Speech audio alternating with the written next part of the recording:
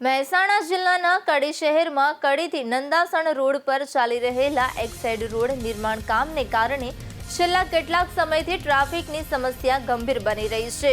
રોડના એક ભાગમાં કામ ચાલુ હોવાને કારણે વાહનોની અવરજવર મર્યાદિત થઈ ગઈ છે, જેના પરિણામે રોજિંદા મુસાફરોને લાંબા સમય સુધી ટ્રાફિકમાં ફસાવવું પડી રહ્યું છે।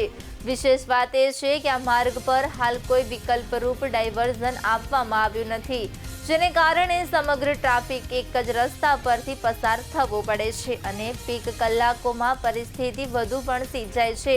સ્થાનિક અને વાહન ચાલકો દ્વારા તંત્રને ડાયવર્ઝન અથવા ટ્રાફિક વ્યવસ્થાપન માટે તાત્કાલિક પગલાં લેવા માંગ કરવામાં આવી રહી છે। ટ્રાફિક સમસ્યાને કારણે વેપારીઓ તેમજ દૈનિક કામકાજ માટે આવતા લોકોને પણ મુશ્કેલીઓનો સામનો કરવો પડી રહ્યો છે। જો તંત્ર દ્વારા સમયસર યોગ્ય વ્યવસ્થા કરવામાં નહીં આવે તો આવનારા દિવસોમાં પરિસ્થિતિ વધુ ગંભીર બની શકે છે।